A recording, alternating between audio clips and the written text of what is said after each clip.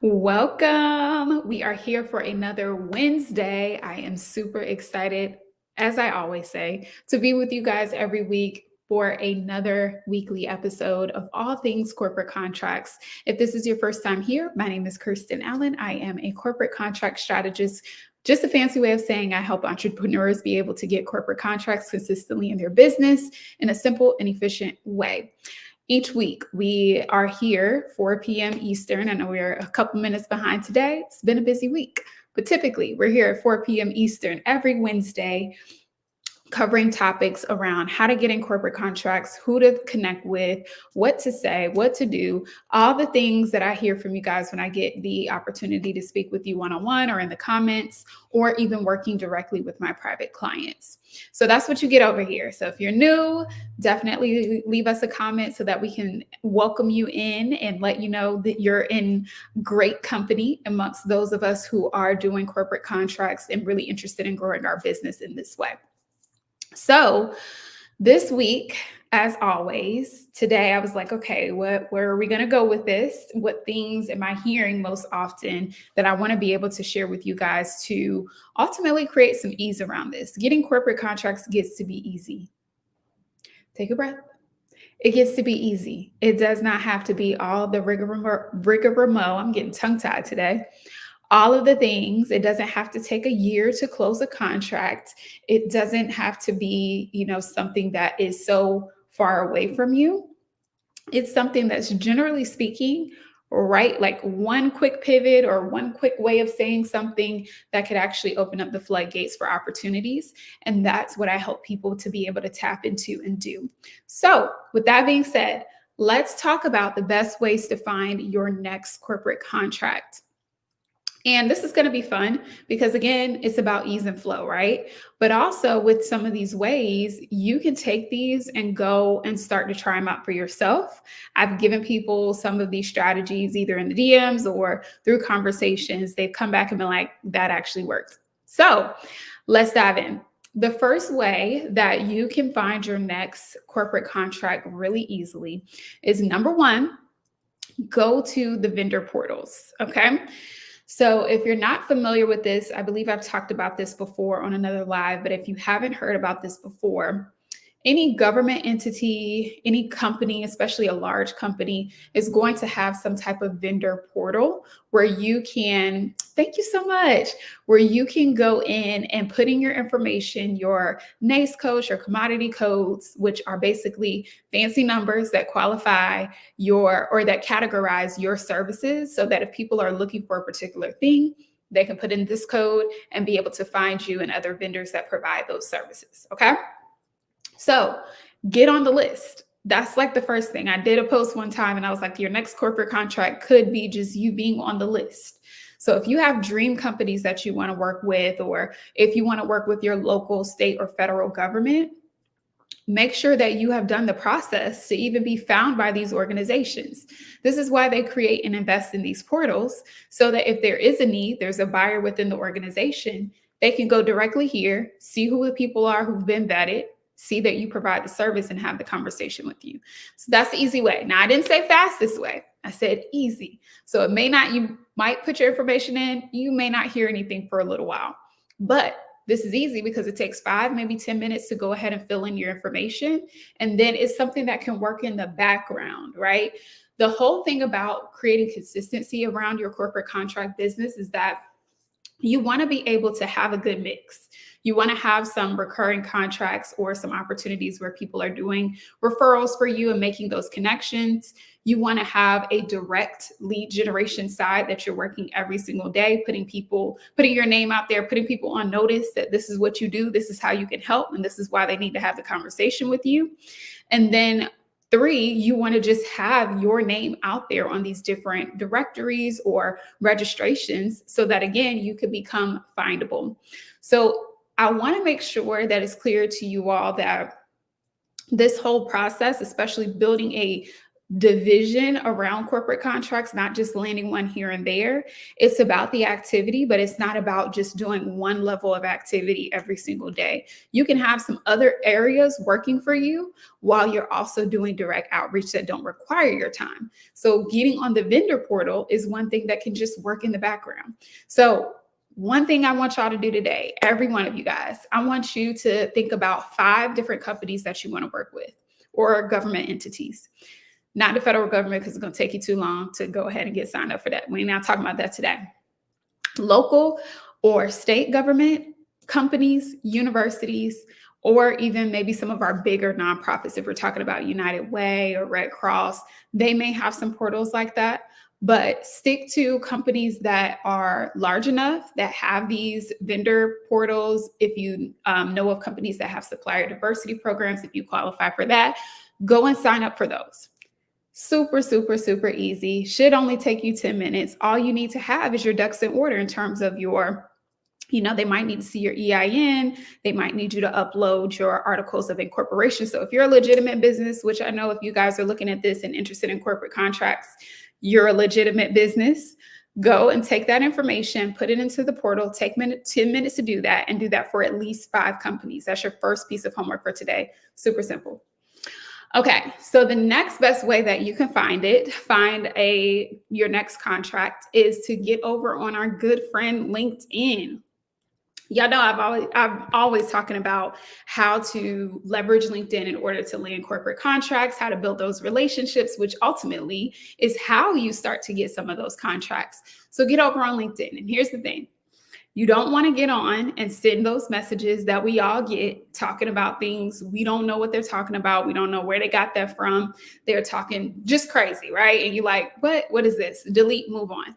Those are not the messages that you want to send. And sometimes you don't even have to send a message. Sometimes you can use LinkedIn just to figure out who the decision maker is and then be able to send them an email. See what events they're going to, see what things they're talking about, and then perhaps seeing if there's some conversation or relationship building that can happen through that.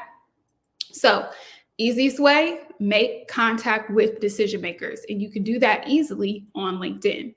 So here's what I want you guys to do here. I want you to think about who's the person that will be the decision maker on what you have to offer. I walked through this in another video of how you could figure this out, but simply put, you want to think about what you offer. Who is the person who's going to consume the offer? Is it the employees?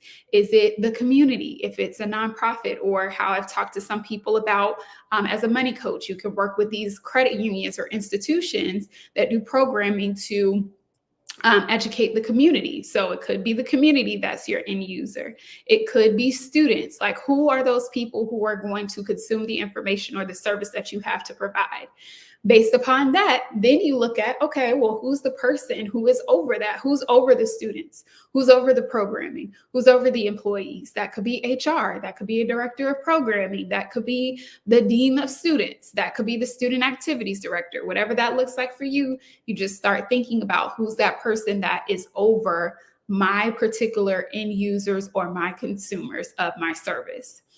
That should be able to give you enough information to let you know who you need to connect with on LinkedIn. You need to make sure that you're connecting with the decision makers in those areas. So take some time, brainstorm it. Only take 10 minutes. Sometimes y'all be thinking too much, including myself. Take 10 minutes and think about who are those decision makers in your particular area that you can reach out to on LinkedIn, build a connection, and start a relationship. Now, here's one thing that I will tell you that can make this very easy for you. It's worked for me very well. Instead of jumping straight to, let me try to sell you something in a message, and I actually do have a LinkedIn, what is it called? A LinkedIn DM script inside of my membership, as well as inside of my corporate client toolkit that I have a digital product. But inside of that, both of those, inside of that one product, we have a LinkedIn DM script that walks through how to connect with people. In those messages, it's nothing about here's what I do, here's how you should buy from me, all the things, da, da, da, da. It's literally like, I would love to learn more about the work that you do at X. That's like what my initial message would be, some combination of that. because again, they don't know you, they don't know where you came from, all the things. But one thing that they are open to do is talk about their work, what they got going on, themselves, all the things. And so as you're thinking about having these conversations or trying to get this contract, the first step should really be, let me build a relationship and see if there's any opportunities here. Let me get them talking about themselves. Let me get them spilling the beans on what they have going on. And then from there, we can see if there's any opportunity where I can help them. You want to stay away from trying to jump on the sale right out. And so do your mindset work, whatever you need to do to kind of neutralize that energy, because that does not work well with corporations. They're quick to say no and, take me off the list moving forward, right? So you don't want to go into heavy with the sales and then just get shut right at the door. You'd rather just kind of peek in. Hey, how you doing? What you got going on? I'd love to be more interested in what you have going on, what you're doing, all the things. And that conversation, showing interest in them, genuine interest. Let's say that genuine interest in what they have going on will allow them to begin to open up, talk to you a little bit more, be able to build trust with you and say, well, hey, what do you do? How can you help me be the star of my particular department or the things that I'm over? And that's ultimately what you want to do. As a service provider, whether you're a speaker, a coach, a consultant, a trainer, whatever you are, your goal when you're working with corporations is to make that decision maker the star of their department, the star of their organization, the star of their team. So you partner with them, you create a partnership, a value-added partnership where you're seen as a trusted expert, so that when it's time for them to, figure out how they can achieve X, Y, and Z priorities, they know that Kirsten is going to be the person to call to pull in to help me do this. They know that, Arva is going to be the person to come in and do this with me so that I can be more successful in this. So instead of putting yourself in that place of how can I sell to this person? How can I, get them to say yes to my offer? Come from a place of how can I partner with this individual to make them the star of their team? You do that one time, they will come back to you over and over again. And depending on what particular industry that you're in, people will start to share your name. And that's when you start to build the other arm that I was talking to you all about, the referral arm, where it's like, okay, now I have this repeatable business that I can depend upon every quarter that's going to come in. We used to call it run rate. But that business basically means every quarter, I know that I'm going to get this amount of contracts or this amount of revenue because of the work that I put in my initial contract.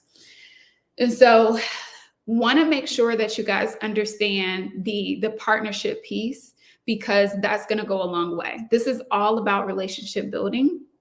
Yes, you're going to have ways to find new leads and get new people on the calls and all the things, but it's going to pay you better to be relational versus transactional, because companies have endless amounts of money, right? We're not going to say endless, but they have a lot of money to spend. No matter how much we say budgets are being cut, I actually don't even subscribe to that. So I'm not even going to go down that route. But no matter what everyone else says, companies definitely have resources to be able to invest in certain areas. And even as revenue goes down, that doesn't mean that they don't have budgets allocated for certain things. So you want to be in the right place at the right time with the right expertise and the right positioning so that you can capture some of that and close some of those opportunities. But that comes through being a relationship-oriented person. That's the difference between them telling you, no, we don't have the budget, and, oh, we really need this, so let's figure out how we can work you into the budget. Okay? So that's why connect on LinkedIn, start building relationships. That's definitely a key to turn something into an opportunity. The last one, the other way that I'll share with you to find opportunities is to find your next corporate contract opportunity. I already talked about going out and doing live events last week. We'll just keep that as an honorable mention to bring to you again. If you can go out and start to go in person to some of these organizations, you can easily be able to find those opportunities. But the one I want to share with you today is start to get a part of some of these sites that source opportunities together so that you can be able to see what's out there. I know for the government space, There's one I just recently learned about called Instant Markets. And then there's another site called Bonfire. And those two sites, they like source government contract, federal, local, state across the country, and even some worldwide. And so those sites allow individuals to be able to see all of the contract opportunities that are available. And then you can be able to apply to them. So those are going to be more of like requests for proposals or bids in this case of what I'm speaking about. However, that's a great opportunity. If they've already allocated the budget, the opportunity is already out there. You don't have to source and create something. Yes, there may be other people submitting, but again, keep this a part of your entire ecosystem. So you're going and finding your own opportunities. You're on these vendor portals where people can find you if they're specifically looking for your service. And then you're also going after opportunities that are RFPs, bids, money that's already set aside for these opportunities, and you're going and applying for those as well. Okay, so you see how this becomes like a trifecta, and it's not something that you have to spend a ton of hours on. I don't want y'all talking yourselves out of nothing or overthinking anything already. Take a deep breath. This all is simple. And actually, in just 1 hour a day, 30 minutes to 1 hour a day, you can be working these systems together and getting maximum results. Think about it. If you just got one contract, how much would that be worth? And I haven't even worked yet. Most of y'all who may be watching, you haven't gone through my particular offer strategy. But if you are here, tell me how much you even think you would be able to sell a corporate contract for. I hear a lot of numbers, so go ahead and tell me. And then based upon that number, could you justify spending 30 minutes to an hour working the system that I just told you to land even one contract? Let me know. Let me know. Okay. So with that being said, you have to remember, one, get your offer price right, get your offer packaged correctly, because of course it needs to make sense. But the time that you're putting in to run this system, if it creates a $50,000 contract, a $100,000 contract, a multi-year contract that goes out to be $400,000, wouldn't an hour a day be worth it? Or would you rather spend that trying to figure out a website or Canva or whatever that we busy ourselves with? No. So one of the things that I talk about, I'm actually preparing a new resource that I'll be sharing with you all as well about the 7 biggest mistakes that I see entrepreneurs make when going after contracts. One of the things is the start and stop syndrome. And we all get it, right? Because sometimes we feel in the lead generation or getting sales part of our business, when we have so many other things going on, it's like, how can we keep up with this? But we have to think about, again, what's our overall vision and goal? Y'all don't tell me this. I didn't talk to people before and they done told me they wanted a $500 corporate contract. No, just hard stop. No. Don't tell nobody else that. Don't say that again. Don't even go putting that into a proposal again. A $500 corporate contract is a no. No. If we're talking about corporate contracts, unless we're talking about a gateway offer or something to just get in the door, this has to be something that's going to be, $10, $25, $50,000, $100,000 worth our time to be able to work with corporations, and especially thinking about the impact that we're going to have inside of these organizations. So that being said, putting in that time makes the most sense to be able to get the most value out of what you're doing. Okay. So to recap, and thank you so much. I see a recap in here in the comments for y'all. So good, get on those portals. You already have some action items. Y'all don't got a lot of homework, but just a few quick action items. Go and get on the vendors portal. Google it, put in any company name, Target, supplier vendor portal, Walmart, supplier vendor portal, whoever it is, put it in Google, get 5 of them, go and add your information. After you do that, your next step is going to be then get on LinkedIn and start making contact with your decision makers. Before you even send any messages, just send some connection requests. Just be able to look and see, are these the people that would be good decision makers for you? Make it easy and low pressure on yourself. You're not trying to sell someone in the first message, in the first email, in the first contact. You're looking to build a relationship. The next piece that you want to do is get on those sites. So those sites, again, are Instant Markets, Bonfire, but these are specifically for government. So if you're looking for government, local stuff, and things of that nature, that's where you're going to find that. However, there could be plenty of other sites I just haven't seen yet that may also be sourcing some government opportunities. I'm sorry, some corporate opportunities that you can look into, or university. A lot of times you will find too that government portals or platforms will have opportunities for university contracts or K-12 contracts, because sometimes those are considered a part of the government. So you may still see some on those two sites that I shared, which are Instant Markets and Bonfire. Okay, so you're going to find those sites.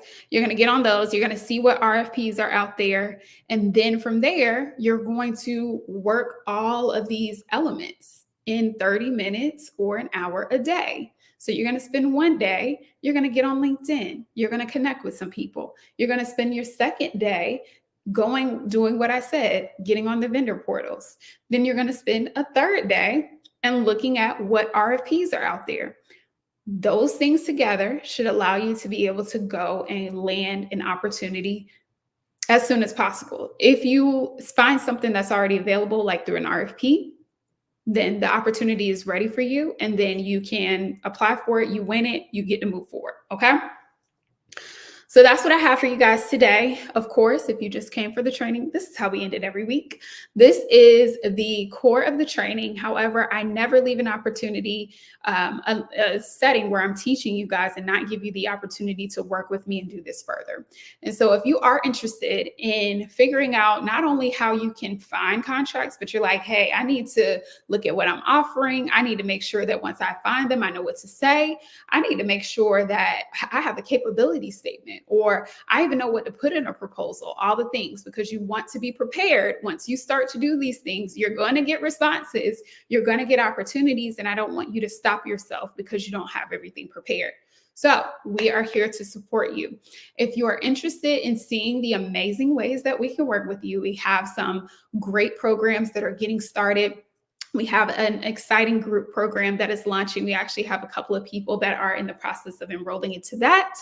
And so if you would like to hear the ways that you can work with us this quarter, and of course, going into next year, what I want you guys to do is DM me the letters WWK, which stands for Work with Kirsten, WWK. You send those letters, and then I will give you the application link for how you can work with us. We'll jump on a call and see if we can figure out some way to help you. I'm completely honest with people. We have screening questions, and based upon that first interaction, we let you know if we can help you or not. And especially if we get to the call and there's not a way that we can help you, we are very transparent about that. So rest assured, if it's not a good fit, we're going to move forward, send you with a resource or something that can help you. But if you are serious and you're like, hey, I've been around for a while, I've been seeing your content, I know I need help in this area, then let's get on and see how we can work together. There are so many different options that we have, and I'm about to get ready for a podcast interview, that we have to support you, and I would love to be able to talk to you about them. Okay. So DM me WWK, and if it's not for you at this time, no worries. We will see you next week, 4 p.m. Eastern, same time, same place, for another amazing topic. And I think next week we might do some case studies on some clients that we've been working with and sharing their successes. So we'll see. If anything else comes to me that y'all need to hear about, we'll talk about that. But I would love to continue to share with you guys the work that people who have invested in themselves and like are serious about this, what they're doing. So all right, y'all, I will see y'all next week, and I'll see you in the DMs if you're interested in getting to work and getting some of these contracts for real. All right, y'all, talk to you later.